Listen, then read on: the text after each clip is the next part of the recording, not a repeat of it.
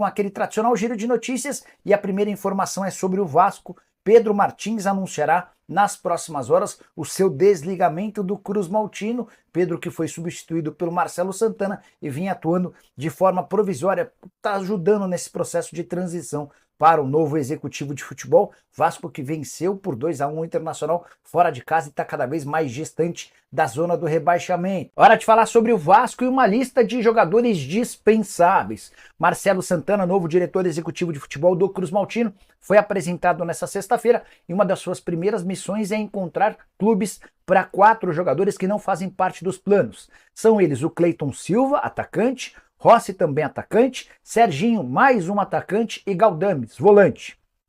Queria destacar os números desses jogadores, temporada bastante abaixo desse quarteto. O Cleiton tem 8 partidas, nenhum gol marcado, não sai do banco de reservas desde 19 de junho. O Rossi tem 20 jogos, outro que não balançou as redes, não joga desde 22 de junho. Serginho, só 5 partidas, mais uma vez sem gols marcados, não entra em campo desde 19 de junho, não tem pego nem banco de reservas nas últimas partidas. Já o Galdames foi quem mais jogou e marcou gols, 21 partidas, 2 gols e 4 assistências, também deixou de ser utilizado a partir do dia 19 de junho. Pedrinho já havia falado em outros tempos que o Vasco precisaria reduzir custos e uma das saídas é tentar encontrar clubes para esses atletas. Para fechar o noticiário do Vasco, notícia importante. Nessa sexta-feira, o Leonardo Baran chegou a dizer que o Coutinho ainda não havia sido apresentado porque o Aston Villa exigia garantias bancárias do Vasco de que conseguiria quitar os salários durante o empréstimo de uma temporada. Informação que eu obtive com uma pessoa do Vasco é de que o que pega são pequenos ajustes ainda entre Vasco e Coutinho.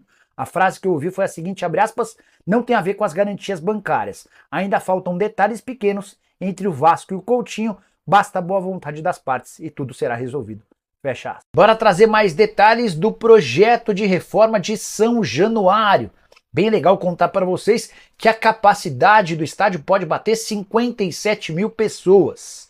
O presidente Pedrinho estava explicando que eram 3 os projetos e que o Pedrinho tem trabalhado para que o Vasco leve adiante o maior dos projetos, aquele com a maior capacidade de receber torcedores. A frase do Pedrinho foi, abre aspas, tive uma reunião e há a possibilidade de o projeto sair de 47 mil para 57 mil pessoas com a ampliação do setor popular. Espero que isso seja confirmado, fecha aspas.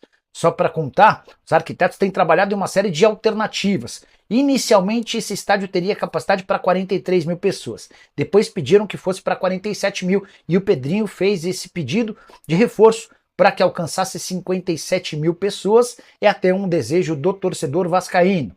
Importante dizer que esse aumento passa pelas arquibancadas norte e sul. O setor destinado a cadeiras cativas e camarotes praticamente não deve ser alterado. Importante contar também que 74% do novo estádio de São Januário terá arquibancadas para pessoas ficarem de pé. O estádio vai sair do papel graças àquele potencial construtivo que já foi aprovado pela prefeitura e também pelos demais órgãos e também graças à venda dos name rights, acordo com a Crefisa. Só para complementar, para que o negócio possa sair do papel, falta apenas a aprovação do projeto pela Prefeitura do Rio de Janeiro, além dos órgãos responsáveis. A ideia do Pedrinho é apresentar tudo isso para a torcida e imprensa o mais breve possível, com as obras iniciando no fim do Campeonato Brasileiro. Já vou abrir aqui, fazendo um pedido de desculpas ao Pedrinho. Ultimamente tem feito muitas críticas a ele, algumas injustas, reconheço, outras continuo considerando pertinentes, mas acho que já passou da hora do torcedor entender que a minha defesa é pelo Vasco. Então, presidente Pedrinho, não se sinta perseguido, porque o fanático vascaíno não o persegue. Há uma discordância de ideias em algumas atitudes, eu acho que a discordância ela é salutar. Porém, fatos que ele trouxe na última sexta-feira são fatos muito importantes e pesados, que devem ser levados em consideração pelas provas que ele diz ter contra realmente a 777. E que isso demonstra que ele veio para salvar o Vasco. Importante, e daqui estarei levantando a bandeira ao seu lado. Um grande abraço, presidente, que estava lá no Beira-Rio e vibrou muito com a vitória do Vasco, como nós vibramos com um grande resultado.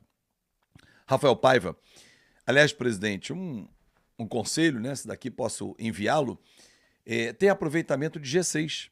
55% dos pontos disputados ele conquista. Dos 9 jogos, ele tem a pontuação de G6. 4 vitórias, 3 empates, né? E 2 derrotas.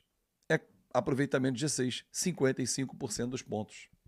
Por que pensar em outro treinador? Eu li algo de Thiago Carpini, é brincadeira. Trazer o Thiago Carpini com o Rafael Paiva já conhecendo o elenco? Aí não. Mas vou trazer o Fernando Diniz. É um treinador rodado, campeão da Libertadores, até entenderia. Mas para trazer o Thiago Carpini, esquece, né, presidente? Aí não, né?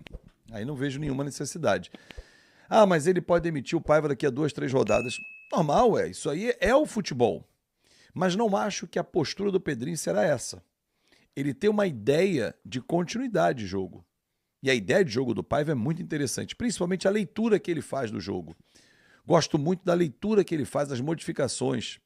Ontem o Vasco jogou muito mal no primeiro tempo, sofreu, pressionado, o Internacional amassando o Vasco, mas no segundo tempo ele soltou um pouco mais o Vasco. A substituição, a saída do Rossi, que não jogou absolutamente nada ontem, aliás, não vem rendendo no Vasco. A entrada do Praxedes, povoando mais o meio-campo, fez com que o Vasco conseguisse sair um pouquinho mais para o ataque. O Adson fez um belíssimo gol e depois o segundo gol do menino Lincoln. Lincoln que foi muito bem na sua estreia nos profissionais, com 19 anos, fazendo gol, tendo uma atuação segura. O Léo falhou no gol do Bustos, falhou na dividida, não chegou firme. O zagueiro dentro da área tem que chegar firme. Se tiver que lamber o cara, fazer o pênalti, faça. Perdemos o Rojas para o jogo com o Corinthians. Aliás, ingressos esgotados, tá, galera? Ingressos esgotados para essa partida. Estarei lá em São Januário empurrando o nosso time para mais uma vitória, para fazer 9 pontos dos 3 jogos, né, que falei na sequência. Depois tem o Atlético Goianiense e distanciar e começar a olhar daqui a pouco para cima, para a Sul-Americana. E lá na frente a gente vê o que vai acontecer. Vasco amarra últimos detalhes e prepara anúncio de Coutinho. O anúncio deve ser nas próximas horas de hoje. Vasco, Aston Villa e representantes do jogador de 32 anos superam as burocracias e escrevem os capítulos derradeiros de uma longa negociação, iniciada há aproximadamente 2 meses. Coutinho chegou ao Rio de Janeiro ainda em maio, ocasião em que reconheceu pela primeira vez a possibilidade de voltar ao clube que o revelou. O acordo entre Coutinho e Vasco existe há mais de uma semana. O meia, que tem contrato com o Aston Villa até julho de 2026, a princípio será emprestado por 1 ano, até o meio de 2025. Para acertar com o Vasco, Felipe Coutinho precisou aceitar uma redução salarial drástica, cerca de 70%. Ainda assim, ele deverá ter ao lado de Dimitri Payet um dos maiores salários do elenco. O clube também será um parceiro do jogador no desenvolvimento do Instituto Felipe Coutinho.